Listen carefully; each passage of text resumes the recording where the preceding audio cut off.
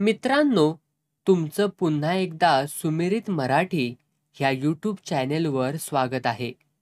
आजची कथा सुरू करण्यापूर्वी जर कोणी ह्या चॅनेलवर पहिल्यांदाच आले असाल आणि अजूनही सबस्क्राईब केले नसेल तर नक्की सबस्क्राईब करा. धन्यवाद. ते काही नाही. 7:30च्या आत तुला घरी यायलाच पाहिजे. फार तर फार म्हणजे 8.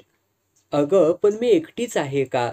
आमचा 4-5 जणींचा ग्रुप आहे आणि आत्ता मलाही कळायला लागलंय मी लहान नाही राहिले आता. काय कळायला लागलंय? आणि तू लहान राहिली नाहीस ना, म्हणूनच सांगते मी. कळलं का? हो कळलं. केतकी आणि केतकीच्या आईचा म्हणजे माझ्या बहिणीचा उफाळणारी वाफ प्रयत्नपूर्वक दाबून ठेवावी तसा मध्य सप्तकात चाललेला संवाद शेजारच्याच खोलीतून कानी पडत होता. आणि मग हो कळलं म्हणत धाडकन दार लोटून उंच टाचांच्या सँडल्सचा टॉक टॉक आवाज करत बाहेर पडणारी केतकी दिसली. तरुणाईच्या खुणा स्पष्ट करणारा टी शर्ट, जीन्स चढवलेल्या आणि केसांची झुलपं उडवत जाणाऱ्या केतकीचं रूप खरोखरच मनलुभावन होतं. कुणालाही भुरळ पाडण्यासारखी अंगकाठी लाभलेल्या केतकीभोवती निवडुंगाचे रान माजणं अशक्य नव्हतं. म्हणूनच माझ्या बहिणीला म्हणजे अरुंधतीला सतत सावध राहणं भाग होतं.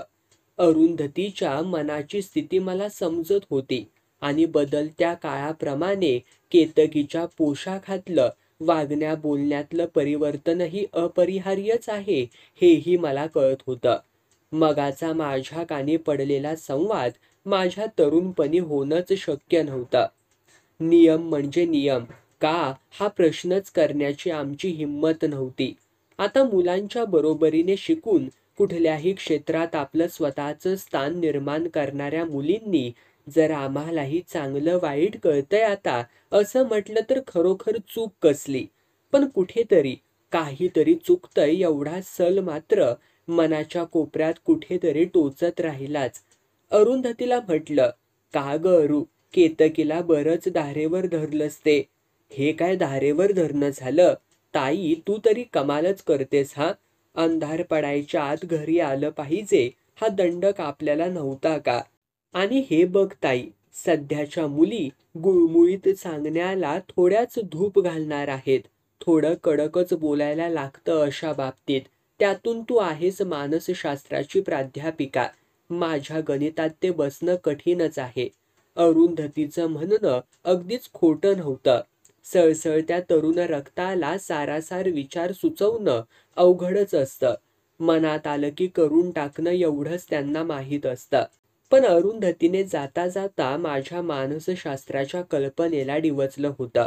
हेही खरंच आणि ते आवाहन स्वीकारायचंच असा अहंभाव अगदी उगीचच मनात दाटून आला की काय कोण जाणे.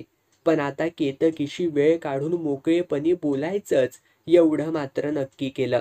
नाहीतरी सोलापूरहून पुण्याला अरुंधतीकडे आल्यापासून बहिणी बहिणींच्या गप्पा, खाणंपिणं, आराम करणं एवढाच उद्योग चालला होता.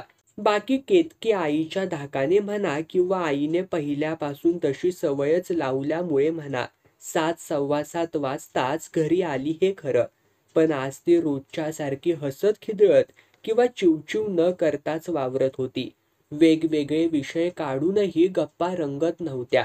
म्हणजे संध्याकाळचा पारा अजून उतरला नव्हता तर. मग ओढून ताणून विनोद करून वातावरणाला ताण कमी करण्यापेक्षा काही काळ गेला की सगळं आपसुकच सुरळीत होईल असा विचार करून आम्ही स्वस्थ राहिलो. दुसऱ्या दिवसाची सकाळ नित्याची गडबड, कामांचा वेग घेऊन आली आणि दुपारची सांगातीन सोबतीला ठेवून हलक्या पावली निघून गेली. स्वयंपाक पाणी आटोपलं होतं. अरुंधतीला एका महत्वाच्या कामासाठी पोस्टात जाऊन यायला हवं होतं. हे बघ ताई, मी झटकन जाऊन येते पोस्टात. तोवर केतकीही कॉलेजातून येईल. मग आपण तिघीही बसू जेवायला. चालेल ना ग? अरुंधतीने विचारलं. खरं म्हणजे चालण्याचा प्रश्नच नव्हता. मी अरुंधतीला म्हटलं, अगं चालेल म्हणजे काय?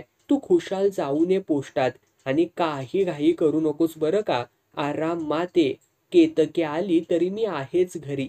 अरुंधती गेल्यावर थोड्या वेळातच केतकी आली. स्कूटर जागेवर लावता लावताच तिने विचारलं, मावशी आहे ना? अगं आत्ता रे, काय झालं ते तरी सांग. बाहेरून आलेल्याला एकदम नकारार्थी उत्तर देणं बरं वाटत नाही, म्हणून मी केतकीची चौकशी करत राहिले. अगं, वक्तृत्व स्पर्धेसाठी सेमीफायनलला फक्त माझीच निवड झाले. केतकीच्या बोलण्यातून आता उत्साह नुसता ओसंडून वाहत होता. अरे वा वा वा, अभिनंदन, माझी भाची आहेच मुळी हुशार. माझ्या दृष्टीने केतकीशी संवाद साधण्याची संधी आता जवळ येत चालली होती. मावशी, खरं सांगू का, माझी वक्तृत्वाची तयारी आईनेच करून घेतले. पण आता आई कुठे गेले ते सांग ना ग. अगं हो हो, आई जरा दिसली नाही तर केवढी गडबडलीयेस. आत्ता येईल हो पोस्टातून, महत्वाचं काम होतं म्हणून गेले. चल हातपाय धुवून घे तोवर, ती येईलच, म्हणत मी स्वयंपाकघराकडं वळले. कालची आईवर रुसलेली फुगलेली केतकी आत्ता थोड्या वेळासाठीही आई नजरेसमोर दिसली नाही तर किती हळूवार झाले हे लक्षात आलं. हे वयच मुळी फुलायचं, झुलायचं, रुसायचं, हलक्याशा वाऱ्यानेही थरथरायचं आणि प्रेमाच्या वर्षावाने चिंब चिंब व्हायचं असतं. पण वासनेच्या आगीत सापडलं तर होरपळूनही जाणार. नकळत सुचित्राच्या आठवणीने मनाचा कब्जा घेतला आणि तेवढ्यात अरुंधतीने खांद्यावरती स्पर्श करत विचारलेल्या प्रश्नाने वर्तमानात आले. ताई, बसूया ना ग जेवायला. केतकी सुद्धा आले बघ कपडे बदलून. अगं तिची स्पर्धेसाठी निवड झाले ते सांगितलंच असेल ना तिने. एकतर तिला मुद्दे व्यवस्थित मांडता येतात आणि स्टेज फिअर तर मुळीच नाही बघ तिला. अरुंधती उत्साहाने आपल्या मुलीचं कौतुक करत होती. मायलेकीचा परस्परांवरचा विश्वास माझ्या मनाला सुखावत होता. अरुंधतीचं मुलीला शिस्त लावणं जितकं योग्य होतं, तितकीच केतकीची आपल्या आईवर नितांत श्रद्धा असणं ही स्वाभाविक होतं. ए मावशी, कुठे हरवलेस ग एवढी तू? केतकीने माझी सुखसमाधी भंग केली तरी मला जराही राग आला नाही. उलट हसतच मी म्हटलं, कुठे हरवले ते सांगावंसं वाटतंय, पण सांगायचं की नाही ते अजून ठरवलं नाही बाई. सांगावंसं वाटतंय ना, म्हणजे तू सांगणारच की. कारण कारण तू माझीच मावशी आहेस ना, म्हणून. केतकीच्या या बोलण्याने आम्ही तिघीही खळाळून हसलो. संध्याकाळची 5:30ची वेळ. माझं लोकरीचं विणकाम चाललं होतं. नुकतंच चहा पाणी उरकून अरुंधती बाजारात गेली होती. मलाही बरोबर येण्याचा आग्रह केला होता. पण आज घरातच एका जागी बसून स्वेटरचं काम पूर्ण करूनच उठायचं असा माझा इरादा होता. इतक्यात, मावशी, झाला की नाही अजून स्वेटर, बघू दे तरी, असं म्हणत तिने माझ्या हातातला स्वेटर सुयांसकट ओढला सुद्धा. अगं अगं, उसवेल ना ग, आण बघू इकडे, म्हणत मी अलगदपणे तिच्या हातून तो काढून घेत म्हटलं, किती लहान पोरीसारखं करतेस ग. आणि म्हणे आता मी लहान नाही राहिले, मोठी झाले आणि सगळं कळतंय मला. थोडंसं खजील होत केतकीने सॉरी म्हणून टाकलं आणि म्हटलं, मावशी, माझ्या काही काही मैत्रिणी तर कुठे कुठे जातात नि किती किती वेळ भटकत असतात, पण मी जाते का? आई बाबांच्या लक्षातच येत नाही ते, आणि बाबा मलाच रागवतात ते का म्हणून. अरे, मी कुणाबरोबर कुठं जायचं ते मला समजतच नाही का? केतकीचा तापलेला स्वर आता तारसप्तकाकडे चढत चालला तेव्हा मला राग येण्यापेक्षा हसू यायला लागलं. पण ह्यावेळी हसणंच काय, पण एखादा शब्दही बोलणं म्हणजे तापल्या तव्यावर पाणी ओतण्यासारखं होतं. तेव्हा लोकर कामाच्या पिशवीतला एक फोटो अगदी सहज पडल्यासारखं भासून मी सहजतेने म्हटलं, प्लीज देतेस तो फोटो? चुकून ह्या पिशवीत राहिलेला दिसतोय. खाली वाकून फोटो उचलतानाच तिची नजर त्यावरती खिळून राहिली. अय्या, कुणाचा हा फोटो? किती सुंदर आहे. तिच्या तोंडून अभावितपणे उद्गार आले. काय सुंदर आहे, फोटो की मुलगी? मी उगीचच विचारलं. अर्थात ही मुलगीच. काय क्यूट आहे नाही? माधुरी आणि काजोलच्या नेमक्या खासियती घेतल्यात. सांग ना ग प्लीज. सुचित्रासारख्या सुंदर मुलीचा फोटो पाहून वेडावून जाणाऱ्या केतकीसारख्या उमलत्या कळ्यांचं स्वप्न विश्व किती मोहक असतं ते या क्षणी मी अनुभवत होते.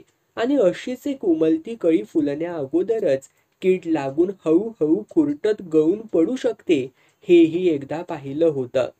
केतकीला त्या गळून पडलेल्या कळीची गोष्ट सांगावी का नाही, सांगितली तर कशी सांगावी आणि तिला ती रुचेल का, पचवता येईल का, असे एका पाठोपाठ अनंत विचार क्षणात मनात येऊन गेले. खरंच, कोण ग ही मुलगी? अगदी चित्रातल्यासारखी सुंदर आहे. केतकीने नकळत सुचित्राचं वर्णन नेमक्या एका शब्दात केलं होतं. हिचं नाव सुचित्राच होतं. होतं? डोळे विस्फारून आश्चर्य दाखवत केतकीने विचारलं. म्हणजे आता नाही? लग्न झालं का? केतकीची भरधाव मेल थांबवत मी म्हटलं, आता मध्ये मध्ये जास्त प्रश्न विचारायचे नाहीत हा. मी सगळं सांगणारच आहे. जास्त नाही, पण मावशी अगदी थोडे प्रश्न विचारले तर चालतील ना ग? आता या केतकीला लहान म्हणावं की मोठं म्हणावं हेच समजेना. थोडं थांबून मी सांगायला सुरुवात केली. सुचित्रा ही माझ्या नणंदेच्या जावेची मुलगी. नातं तसं दूरचंच होतं, पण आमच्याकडे नातेवाईकांचं जाणं येणं अखंड असायचं. सुचित्राला मी तिच्या लहानपणापासून पाहत होते. दिसायलाच सुरेख नव्हे तर स्वभावाने गोड पण किंचित लाजाळू आणि अबोल अशा सुचित्राला घरचं चांगलं वळण होतं. सुचित्राचे वडील संरक्षक सेवा विभागात नोकरीला होते. त्यामुळे त्यांना सतत डेहराडून, दिल्ली, चंदीगड असं कुठे कुठे फिरतीवरती राहायला लागायचं. म्हणून त्यांनी 5-6 इयत्तानंतर सुचित्राला शक्यतोवर पुण्या मुंबईला ठेवायचं ठरवलं. त्यातल्या त्यात पुण्यालाच, कारण पुणं हे शिक्षण आणि संस्कृतीची पंढरी वाटते ना सगळ्यांना. आणि मुख्य म्हणजे पुण्याजवळच असलेल्या फुलगावला सुचित्राची काकू म्हणजे माझ्या वंस राहत असत. वंस म्हणजे नणंदच ना? अगदी बरोबर. तर सुचित्रा फुलगावला आली आणि तिथेच तिचं शिक्षण सुरू झालं. काकूच्या देखरेखीखाली तिचं शाळेचं शिक्षण भराभर पार पडलं. पुढे कॉलेजमध्ये प्रवेश घ्यायचा म्हणजे तिला रोजच्या रोज पुणे, फुलगाव अशा फेऱ्या कराव्या लागणार. मला जेव्हा हे समजलं तेव्हा मीच म्हटलं की सुचित्रा आमच्याकडेच राहू देत. म्हणजे त्यावेळी तुम्ही पुण्यात राहत होता, हो ना? माझा विचार असा की आठवड्याच्या सुट्टीत तिला काकूंकडे जाता येईल आणि मोठ्या सुट्टीत ती आईबाबांकडेही जाऊ शकेल. तशी मी सुचित्राला अनोळखी नव्हते आणि तीही मला मुळीच नवीन नव्हती. उलट तिच्यामुळे घरात नवीन चैतन्य येणार होतं. का ग? अगं आमची मनाली लग्न होऊन सासरी गेली होती ना. मनालीची जागा सुचित्रा भरून काढेल हाही माझा स्वार्थ होताच आणि झालंही तसंच. सुचित्रा आल्यावर आमचे कंटाळवाणे दिवस मज्जेमध्ये जायला लागले. मामी मामी करत सुचित्राचं माझ्या आजूबाजूला वावरणं, वेळच्या वेळी स्वतःची कामं उरकणं, अभ्यासात प्रगती करणं, अशा साऱ्या गोष्टींनी मला खूप बरं वाटायचं. शनिवारचं कॉलेज संपून संध्याकाळच्या यष्टीने ती फुलगावला जायची आणि रविवारी संध्याकाळी परतायची. कॉलेजची 3 वर्ष छान पार पडलीत. दरम्यान तिच्या वडिलांची सेवानिवृत्तीची ऑर्डर आली. आता त्यांना कुठेतरी स्थायिक व्हायला हवं होतं. सुचित्राचं कॉलेजचं शिक्षण वर्षातच संपणार होतं. मग 1-2 वर्षातच लग्न कार्य होऊन तीही सासरी गेली असती. तेव्हा खुद्द पुण्यात जागा न घेता भावाभावांनी फुलगावलाच राहून एखादा व्यवसाय सुरू करण्याचं ठरवलं. फुलगावात जागा मिळणंही सोपं गेलं. सुचित्राचे आई वडील पुण्यातच राहिले असते तर तीही त्यांच्याकडे राहायला गेली असती आणि ते योग्यच होतं. पण मला तिचा इतका लळा लागला होता की आई वडिलांसाठी तिने आपल्याला सोडून जाऊ नये असंच वाटत होतं. शिवाय शेवटचं वर्ष पार पडलं की सुचित्राचं संपूर्ण कॉलेज शिक्षण आपल्याच हातून पार पडलं असंही झालं असतं. तसं म्हटलं तर माझे हे दोन्ही विचार स्वार्थापोटीच होते हे खरं असलं तरी त्यात सुचित्राची कोणतीच गैरसोय होणार नव्हती. झाली तर तिच्या आई वडिलांची सोयच होणार होती. म्हणूनच मी त्यांची फुलगावला घर घेण्याची कल्पना उचलून धरली. आई वडील फुलगावला आल्यावर सुचित्राचा आठवड्याचा कार्यक्रम तसाच चालू राहिला. आता काकूंपेक्षा आई बाबांकडे जाण्याच्या ओढीने तिच्या फुलगावच्या फेऱ्या वाढायला लागल्या होत्या. मग हळूहळू जाण्या येण्याच्या वेळांमध्येही फरक व्हायला लागला. कधी कधी कॉलेजमधूनही घरी यायला संध्याकाळ टळून जायला लागली. तेव्हा माझी काळजी वाढायला लागली. ती घरी आल्यावर उशीर होण्याचं कारण विचारलं तर जुजबी उत्तर देऊन ती वेळ मारून न्यायची. आधीच तिचा स्वभाव संकोचाने बुजरा होता. त्यातून घरी आल्यावर थोडीशी धास्तावलेली, हरवलेली अशी सुचित्रा पाहिली की तिच्या अंतरंगात काय चाललंय याचा अंदाजच करता यायचा नाही. यांच्यापाशी कधी सुचित्राच्या या वागण्याबद्दल विषय काढला की हेच मला ऐकवायचे की नसत्या भानगडीत पडलीस ना, आता बस काळजी करत म्हणून.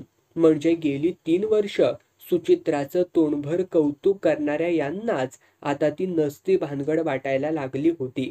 मला मध्येच थांबवत केतकी म्हणाली, पण मावशी, सुचित्राचे आई वडील तर फार लांब नव्हते. त्यांना कळवून टाकायचं की आपल्या पोरीला घेऊन जा आणि सांभाळा म्हणून. तसं तुझं म्हणणं बरोबर आहे. आपल्या पोरीला घेऊन जा म्हणून सांगणं अगदी सोपं होतं. शिवाय जबाबदारीतून मोकळं करणारही होतं. पण गेली 3 वर्ष मी तिची काळजी घेणारी पालक होते. तिचं कल्याण व्हावं या भावनेने, मुलीच्या मायेने तिची सर्वस्वी काळजी घ्यायला बांधली गेले होते. अगं पण तिला रागवण्याचा, धाक दाखवण्याचा अधिकार तुला होता का? तू यापेक्षा जास्त काय करू शकत होतीस अशा वेळी? हाच प्रश्न मलाही पडला त्यावेळी. काल तुला आई रागावली ना, तशी मी रागवू शकत नव्हते तिला. माझ्या मनालीला मी रागवू शकले असते आणि हितेही सुचित्राच्या आईनेच ते करायला हवं होतं. पालन पोषण करत असले तरी रागावण्याचा, धाक दाखवण्याचा अधिकार मला कसा असेल बरं? मग काय केलंस तू? केतकीचा हळूवार प्रश्न आला. माझ्याकडून मी सुचित्राला हर प्रकारे समजून घेण्याचा, तिला काय होतंय, कसली अडचण आहे, तिच्या हातून एखादी चूक घडली असली तर ती कशा सोडवता येईल याबद्दल कितीतरी बोलण्याचा प्रयत्न करून पाहिला. पण तिच्या मनाच्या तळाशी काय खळबळ चालले याचा थांगच लागत नव्हता. तिच्या आई वडिलांशी मोकळेपणी बोलावं म्हणून त्यांनाही बोलावून घेतलं तर त्यांनी लवकरच आम्ही येत आहोत म्हणून निरोप दिला. परिस्थितीची गंभीरता मलाच का एवढी वाटावी? का आपण राईचा पर्वत करून स्वतःबरोबर सगळ्यांनाच घाबरवत आहोत? सुचित्राचं काही वाईट घडलं तर लोक आपल्यालाच जबाबदार धरतील या भीतीने मी एका टोकाला जाऊन विचार करते का, असंच मला वाटायला लागलं. पण एक दिवस फुलगावच्याच कुणाकडून कळलं की सुचित्रा मधून मधून संध्याकाळच्या वेळी एका रिक्षा चालवणाऱ्या बरोबर दिसते. पायाखालची वाळू सरकते म्हणजे काय होतं तेही बातमी ऐकताना वाटलं. छे, केतकीने अविश्वास दाखवत म्हटलं. गावातला कुणी एक सांगतो, ती बातमी खरीच कशावरून असेल? आणि तिचे आई वडील, काका काकू तिथेच राहत असताना त्यांना ती कळूही नाही. काहीतरी गडबड आहे निश्चित. केतकी तिथल्या तिथे असून त्यांना ही गोष्ट समजू नये, कानी येऊ नये या गोष्टीचं मला अजूनही आश्चर्य वाटतं. पण त्यावेळी मी एक केलं. ते भेटायला आले तेव्हा त्यांना केतकीच्या वागण्यातला फरक, तिचं वारंवार उशिरा येणं आणि आताही कळलेली बातमी, इतकंच काय, कॉलेजमध्येही कुणी मुलगा तिला भेटायला येत असल्याची नवीनच बातमी, हे सारं सारं तपशीलवार बोलले.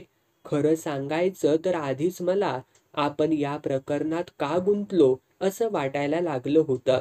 आणि आता हे लोक काय काय बोल लावतील याची भीतीही वाटायला लागली. त्यांच्या कोणत्याही आरोपाला मला सामोरं जायलाच हवं होतं. घडलं मात्र उलटच. ते म्हणाले, आमचा आमच्या मुलीवरती पूर्ण विश्वास आहे. ती असलं वागणार नाही. कुणीतरी तिच्याबद्दल काहीतरी मुद्दाम सांगितलं असेल आणि त्यावर तुम्ही विश्वास ठेवलात. शेवटी तुमच्याकडे तिला ठेवून घ्यायला काही अडचण वाटत असेल तर तसं स्पष्ट सांगा. म्हणूनही त्यांनी सांगितलं. धन्य आहे बाई, शेळी जाते जीवानिशी. अन केतकीला जाणवणारी ही गोष्ट तेव्हा माझ्याही मनात येऊन गेली. पण माझ्या लेखी ती दुय्यम होती. सुचित्रा जर चुकत असेल तर वेळच्या वेळी तिला सावरणं हे माझं पहिलं काम होतं.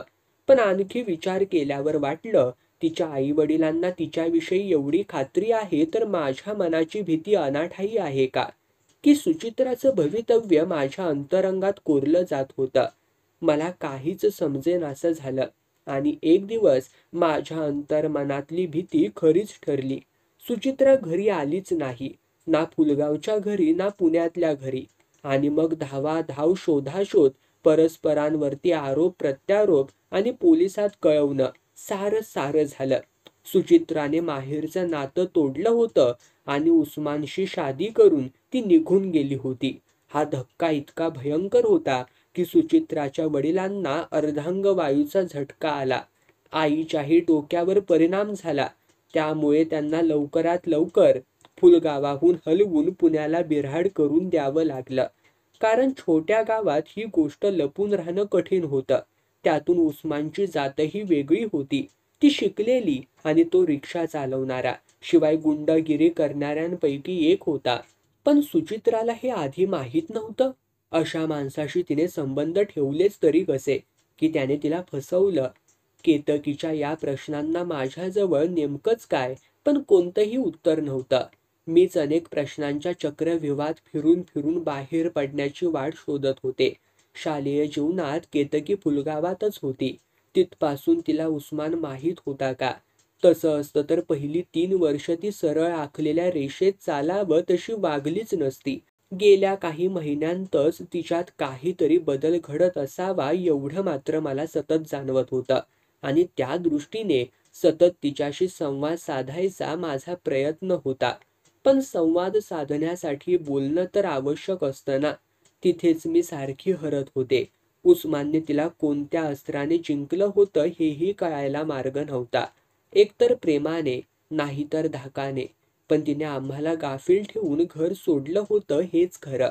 पण मग तिच्या सालस स्वभावाचं, आम्ही केलेल्या संस्कारांचं काय झालं? ते एकदम पुसले गेले. लहानपणापासूनचे संस्कार इतक्या सहज मोडीच्या भावात निघावेत असं काय घडलं होतं का आम्हाला ती खऱ्या अर्थाने समजलीच नव्हती. फसवलं जाणं आणि फसणं तसा अर्थ एकच, पण फसणं हे एकदाच होतं. काही वेळा ते कायमस्वरूपी होऊन बसतं. पण फसवलं जाणं हे पुन्हा पुन्हा होऊ शकतं. कारण आपण फसवले जात आहोत हे कळूनही स्वतःला सावरता येत नसतं. आणि नकळत ते फसवून घेणंही अंगवळणी पडायला लागतं. त्यात कुठला तरी एक भाग असा असतो की जो हवाहवासा वाटतो. मग ते फसवून घेणं बरोबर नाही हे समजून देखील आवडायला लागतं. फसणं आणि फसवलं जाणं या दोन्ही क्रिया सुचित्राच्या बाबतीत लागोपाठ घडल्या असाव्यात का? केतकी नेमकं काय झालं असेल ते कुणालाच माहीत नाही ग. पण ज्या घटना घडत गेल्या त्यातून केव्हा तरी अचानक सुचित्रा फसली असावी आणि ते फसणं परत परत तिच्या वाट्याला येत राहिलं असावं. म्हणजे ब्लॅकमेलिंग. माझं वाक्य पूर्ण व्हायच्या आधीच केतकीच्या तोंडून उद्गार निघाला. होय केतकी, मला काय म्हणायचंय ते तुझ्या लक्षात आलं ना? अर्थात हा माझा अंदाज आहे. केव्हा तरी अंधार वेळेला फुलगावला पोचलेल्या यष्टीने सुचित्रा घराच्या दिशेने निघाली असेल. उशीर झाल्याने तिने रिक्षा थांबवली असेल किंवा उस्मानने गोडगोड बोलून तिला रिक्षात बसणं भाग पाडलं असेल. मग रिक्षा घरी न जाता आडरानात किंवा कुठेतरी बंदिस्त जागी गेली असेल. मग उस्मानने सुचित्राकडून हवं ते बळजबरीने ओरबाडलं असेल. बाप रे मावशी, केतकीला भयानक सत्याची कल्पना येत चालल्याने अस्वस्थपणे तिने माझा हात धरून ठेवला. ऐकून सुद्धा तू एवढी शहारलीस. मग केतकी, सुचित्राला प्रत्यक्ष त्या प्रसंगातून जाताना किती यातना झाल्या असतील सांग बरं. पण तिने घरी गेल्या गेल्या हा प्रकार का नाही सांगितला? सात्विक संतापाने केतकीने झटकन प्रश्न केला. आई वडिलांच्या उबदार छत्राखाली वाढणाऱ्या केतकीला अजून अब्रू लुटली जाणं म्हणजे थोडाफार मूल्यवान बटवा चोरीला जाणं असं समजण्या इतपतच समज होती की झाला प्रकार अपघात समजून कपडे झटकून सरळ उभे राहत ताठ मानेनं चालायला काय हरकत आहे असं वाटण्या इतकी प्रगल्भ पुरोगामी बुद्धी होती हे समजणं कठीण होतं. त्यामुळे मी इतकंच म्हटलं, हे सारे माझे अंदाजच आहेत असं मी नेहमीच म्हणत आले. पण ती त्या एका क्षणी फसली असेल आणि माझ्या कल्पनेप्रमाणे ती ही गोष्ट सांगायला घाबरली असेल किंवा घरी काहीही सांगितलं तर त्याचा भयंकर परिणाम होईल अशी धमकीही उस्मानने दिली असेल. कदाचित ही घटना अशी अकस्मात घडलीही नसेल. मग उस्मानने हळूहळू तिच्याशी परिचय वाढवला असेल. तिला नको असतानाही तिच्याशी सलगी केली असेल. सिनेमात दाखवतात तसंच आणि तेच घडत गेलं असेल आणि त्यांच्या सहवासातलं अंतर कमी होत एका अस्पष्ट नाजूक रेषेइतकंच राहिलं असेल. केव्हा तरी ती नाजूक रेषा ओलांडून तिचा पाय अग्निरेषेवरती पडला असेल. सुचित्राला ह्या गोष्टीची जाणीवही झाली नसेल की आपण ज्या अग्निरेषेवरती पाय ठेवलेत ती अग्निरेषा आपले पायच नव्हे तर उभा देह देखील जाळू शकते. आणि ज्यावेळी ती भानावर आली असेल त्यावेळी तिलाच लाज वाटली असेल, घृणा वाटली असेल. पण तोवर फार उशीर झाला असेल आणि मग फसवून घेणं सुरू झालं असेल. म्हणजे तू म्हणतेस तसं ब्लॅकमेलिंग, कोणत्या ना कोणत्या धमक्या देऊन तो तिला त्याच्याकडे येणं भाग पाडत असेल. त्या असहाय्य मानसिक ताणाखाली सुचित्राला जावं लागत असेल. अर्थातच उशिरा घरी येणं, नीट उत्तरं न देणं, कोणालाही आपल्यामुळे त्रास होऊ नये म्हणून तो त्रास मुकाट्याने एकट्याने सहन करणं, या साऱ्यांतून जाणारी सुचित्रा एक दिवस कोणत्या भयानक भविष्याला सामोरी जाणार होती हे तिलाही ठाऊक नसेल. थोड्याच दिवसात कळलं की तिला मूल झालंय म्हणून. तब्येतीने खूप खराब दिसत असल्याचंही कळायचं. तशातच ती गिऱ्हाईकांना बांगड्या भरायला बसलेली कुणी पाहिल्याचं सांगितलं. असं काही ऐकलं की जीव कासावीस व्हायचा. वाटायचं हिच्या आईवडिलांची परिस्थिती काय होत असेल या बातम्या ऐकून. आणि अशा बातम्या जास्तीत जास्त आणि लवकरात लवकर देण्याची तर स्पर्धाच असते ह्या जगामध्ये. माझ्या मनाची कातरता माझ्या स्वरातूनही केतकीला जाणवत असावी. थोडं थांबून तिने विचारलं, मला एकच वाटतं मावशी, सुचित्रा चुकली असेल. तरुण वयाला भुलवणारी सीमारेषा ओलांडून अग्निरेषेवर पाय ठेवलाही असेल तिने. पण तुम्ही कुणीच तिला हात देऊन त्या रेषेवरून आपल्याकडे ओढून का घेतली नाही? तिने जाणूनही व अजाणतेपणी केलेल्या चुकीची माफी का केली नाही? तिला या अवस्थेपर्यंत का पोचू दिलं? केतकीच्या या प्रश्नांनी ती माझ्या नजरेतून इतक्या लहान वयातही खूप मोठी, खूप समज आलेली मुलगी झाल्यासारखं वाटलं. केतकी, सुचित्राच्या आई वडिलांनी माझ्यावर आधीच विश्वास ठेवला असता, वेळेवर सत्य परिस्थिती समजून घेतली असती, तर अग्निरेखेवरती सुचित्राचा मुळी पायच पडला नसता हे खरं. पण इतकं घडल्यानंतर तिला परत आमच्या पंखाखाली घेण्याचा प्रयत्न करूनही तिने आमच्याकडे पाठ फिरवली. तिला प्रत्यक्ष भेटायचा प्रयत्न करूनही तिने भेटायचं टाळलं. मग महिला वकिलाच्या मध्यस्थीने तिने परत यावं आणि झाल्या गोष्टी विसरून परत नवं आयुष्य सुरू करावं असंही सांगायचं ठरवलं. त्या वकिलाला भेटायला बोलायला तरी ती तयार झाली. पण उस्मानच्या संबंधाविषयी सोडून उस्मान जवळ राहणं हा तिचा ठाम निश्चय होता हे नक्की. पण उस्मानच्या भीतीने की स्वतःच्या मताने हे सांगायला मात्र तिचा पूर्ण असहकार होता. 5-6 वर्ष अशीच ससे होलपट चालली होती. एक दिवस उस्मानच्या एका मित्राने निरोप आणला की सुचित्राला पुण्यातल्या एका मोठ्या सरकारी रुग्णालयात ठेवली आहे म्हणून. ती भाजली होती. तिच्या अगदी जवळच्या नातेवाईकांनाही कळवलं होतं. ते भेटून गेल्याचं कळलं. त्यांची काय अवस्था झाली असेल ह्या गोष्टीची कल्पनाही करवत नव्हती. मला निरोप मिळताच त्या रुग्णालयात गेले. काय पाहावं लागणार आहे ह्याची बरीचशी कल्पना आली होती. भाजली होती म्हणजे नक्की काय झालं होतं? अपघाताने की अपघात घडवून भाजली गेली होती हे मात्र सांगता येत नव्हतं. कुठल्या वॉर्डमध्ये ठेवले ह्याची चौकशी करून जड अंतःकरणाने मी तिकडे गेले. वॉर्ड बाहेर 3-4 तरुण मुलं घोटाळत होतीत. निरोप आणणारा मित्रही त्यात होता. ज्याच्यामुळे हे सगळं घडलं होतं, ज्याला मी कधीही पाहिलाही नव्हता, तो उस्मान त्यात होता किंवा नाही हे कळलं नाही. जिचं आयुष्यच त्याने बर्बाद केलं तो आता तरी कशावरून आला असेल? तो तर नामानिराळा राहून उजळ माथ्याने हिंडत असेल. त्या कधीही न पाहिलेल्या उस्मानबद्दल वाटणारा तिरस्कार आणि त्याच्या मोहजालात फसून भाजून करपून गेलेल्या सुचित्राविषयीची अपार करुणा एकाच वेळी अनुभवत त्या वॉर्डमध्ये पाय ठेवला. एका कॉटवर पिंजऱ्यासारख्या जाळीच्या कपड्याखाली सुचित्राला ठेवलं होतं. सुचित्रा भाजली नव्हती तर जळाली होती. लाकूड जळून खाक व्हावं तशा अवस्थेत तिचा देह पडला होता. या जगाशी सारे संबंध तोडून दूर अनंताशी नातं असल्यासारखी निश्चित पडलेल्या सुचित्रापाशी बोलण्या इतकंही त्राण आता उरलं नव्हतं. शेवटचा उपाय म्हणून हलक्या आवाजात तिला हाक दिली.